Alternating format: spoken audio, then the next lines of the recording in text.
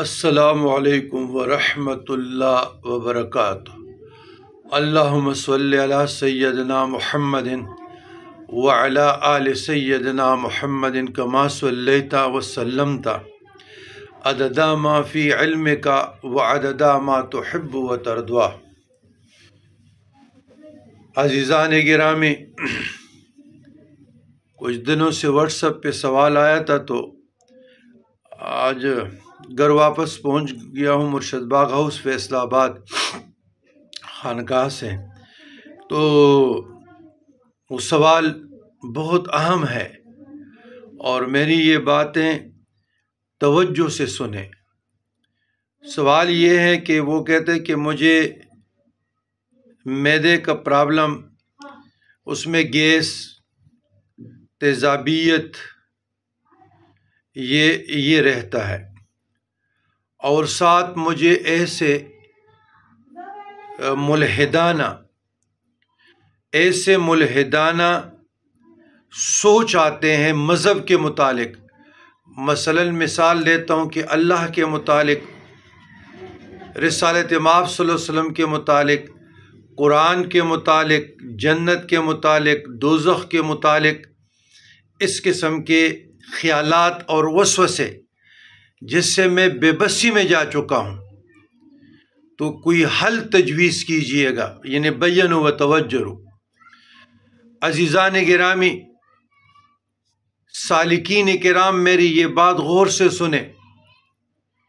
یہ بڑی خطرناک کیفیت ہوتی ہے جب ہم میڈیکل میں جاتے ہیں تو وہ کہتے ہیں یہ معدے کا پرابلم ہے، اور اس کو سمجھنے سے قاصر ہیں، کیونکہ سالکین کا معاملہ، راہ تصوف کی جو سالکان ہیں اس کا معاملہ از ویری ڈیفرنٹ، اور جو عارف باللہ، جو اولیاء، جو خاصان خدا، جو صاحبان کشف، جو صاحبان حال، ضرور لازم اس کیفیت سے گزرتے ہیں۔ اسی لیے بزرگان دین فرماتے ہیں کہ بغیر شیخ کامل کے جو صاحب فراست نہ ہو تو راہ سلوک میں قدم رانجا نہیں ہونا چاہیے۔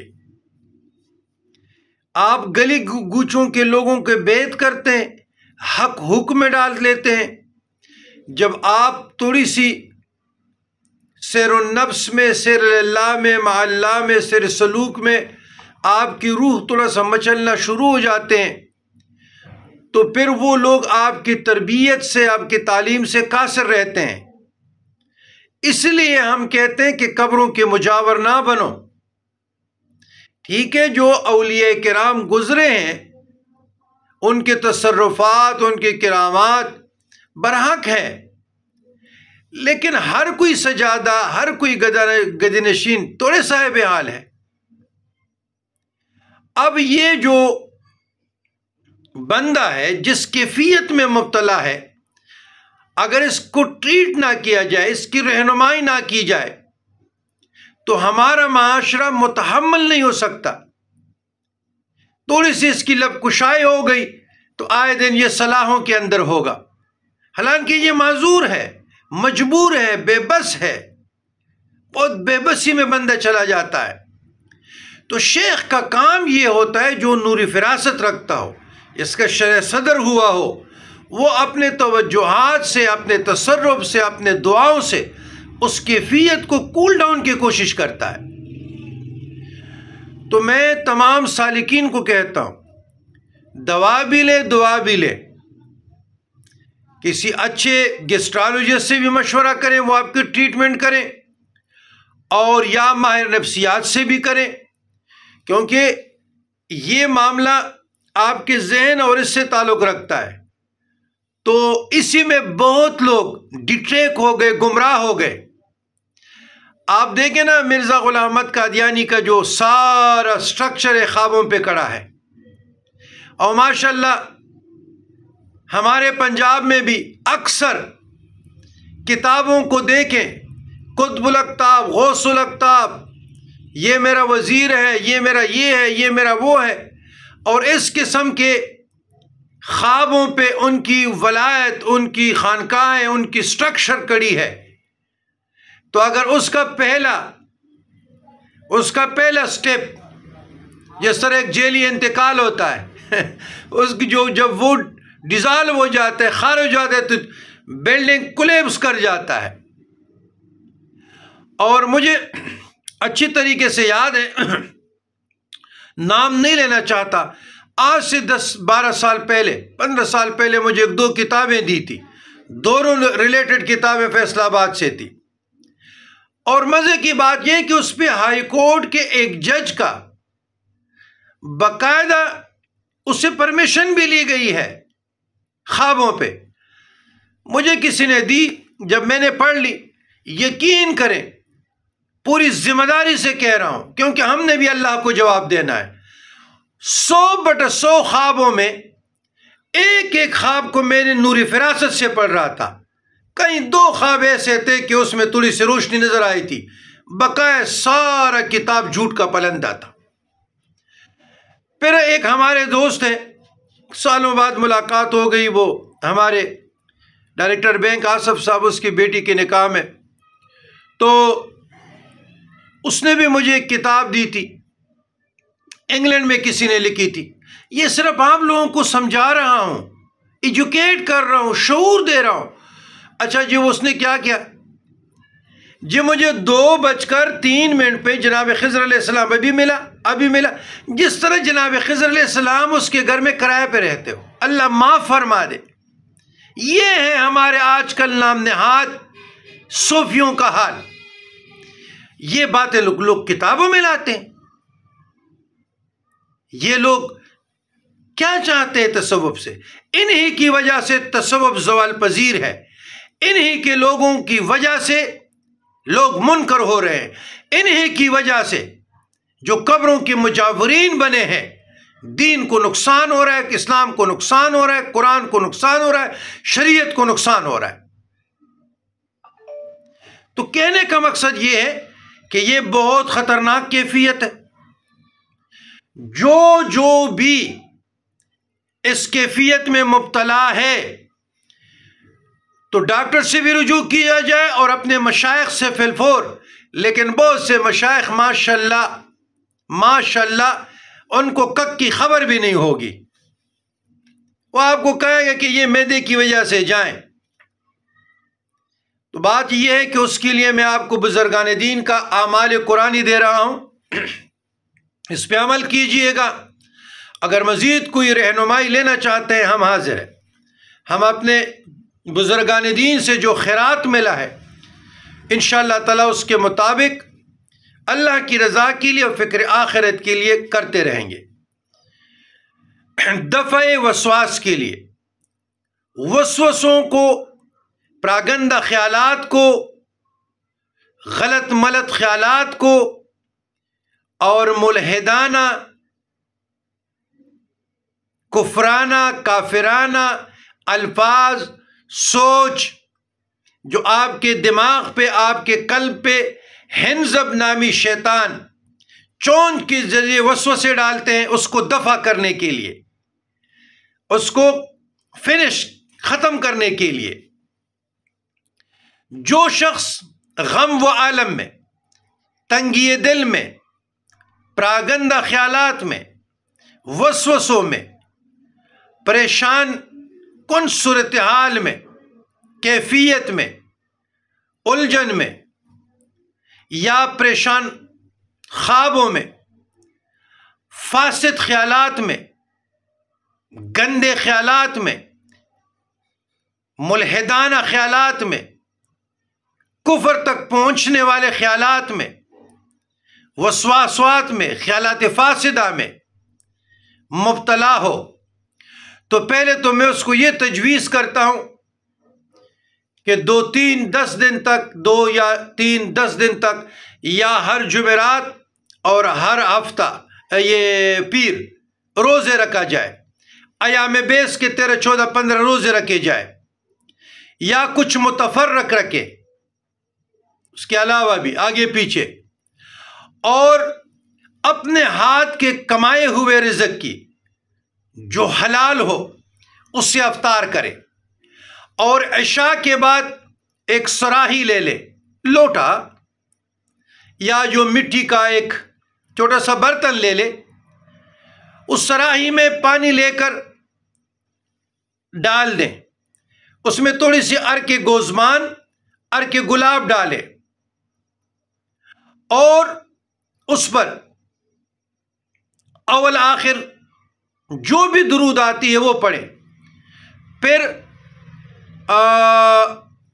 पारा नंबर 15 नंबर पारा, रुकू नंबर 12 और वर्ष नंबर गालिबन 105-106 है। अल्लाह मुझे माफ़ फरमा दे अगर इसमें कमी बेशी हुई तो मैं उस पर पहले से माजरत ख्वाह हूँ, क्यों कि पारा 15 रुकू 12 ये तो सही है, वर्ष 105-106 होगा।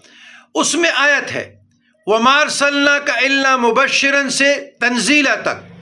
ये 2 आयतें ज़्यादा नहीं पढ़ सकते, डेली 11 मरतबा पढ़े, 21 पढ़े, 41 पढ़े, 70 पढ़े, 313 पढ़े, 111 पढ़े, हज़ारों में पढ़े, सैकड़ों में पढ़े, ये आपका इलाज है। अच्छा, वो पानी दम करें और रात को पी ले और सो जाए, फिर जब ख्वाब से बेदार हो जाए फिर खाली पेट पर फिर पिया जाए, और दिन में भी ये अमल करें और रात में भी। हर बार आपने 10 मरतबा उसके अलावा गिलास पर पढ़ कर पीना है। जब भी आपने पीनी है पानी, सुबह दोपहर शाम, जब भी 10 मरतबा उसके अलावा भी गिलास पर पानी पढ़कर पीना है। इस तरह दिन में और रात में ये एक्सरसाइज आप 4 दफा करें। फिर अगर कोई रोजे रखता है तो सहरी के वक्त किया जाए और एक बार उस पर कुरान करीम फुरकान हमीद की ये आयत पढ़े। इंशाअल्लाह सब शिकायतें दूर होगी। ये बुजुर्गान दीन के मुजर्रबात में से हैं। किस में से हैं? मुजर्रबात में से हैं। ये बुजुर्गान दीन मशाइख उज़ाम के मुजर्रबात में से हैं, रिजालुल गैब के मुजर्रबात में से हैं। इंशाअल्लाह फ़ायदा होगा, वसवसे दफ़े होंगे। लेकिन फिर मैं आप लोगों से गुजारिश करता हूँ कि बैत बहुत बड़ी सआदत है, गली कूचों में ना किया जाए, गली कूचों में ना किया जाए। आप बड़े बड़े दरबारों को देखते हैं, बड़े बड़े कुबूर को देखते हैं, वो ते गुजर गए, वो गुजर गए। उसका कोई बेटा बेटा है, कोई भतीजा बेटा है, आप उनकी कदमबूसी करते हैं कि पीछे हो जाते हो। बाबा, इल्म लुदनी किसी की विरासत नहीं है। अगर इल्म लुदनी किसी की विरासत होती तो हमारे वालिद गिरामी सुल्तानुल फुकरा दीवान आज़म दीवान बशाह पिशौरी 3 माओं के हम औलाद हैं,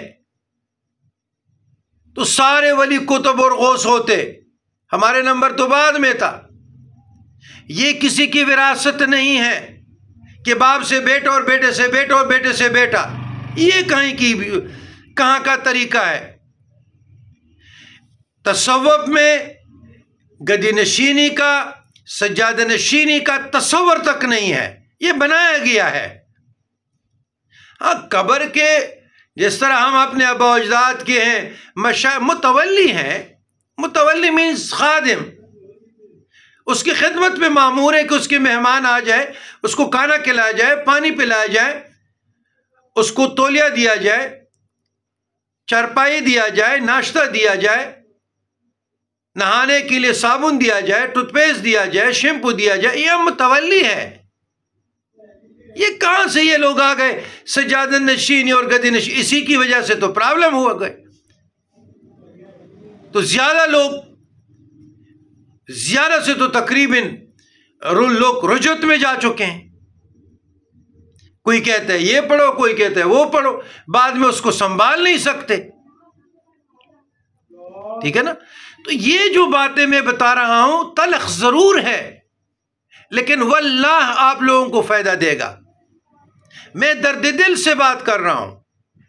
میں اللہ کی رضا کے لیے کر رہا ہوں، رسول اللہ صلی اللہ علیہ وسلم کی رضا کے لیے کر رہا ہوں، بزرگان دین کی تعلیمات پر عمل پیرا ہو کر رہا ہوں کہ ان کیفیات سے ان پراسس سے ہم نکلے ہیں، ہم پہ یہ سب کچھ گزر چکا ہے اور گزر رہا ہے۔ اگر ہمارے مشائخ نہ ہوتے، ہمارے تو جان کنی بھی تھی، کفن بھی آئے تھے کہ آج یہ مر رہا ہے کل مر رہا ہے۔ میرے والد گرامی کے انتقال کے بعد میں تو بڑا ڈسٹرب رہا ہوں، ڈاکٹر تو قاصر تھے کہ معاملہ کیا ہے، عوام الناس بھی قاصر تھے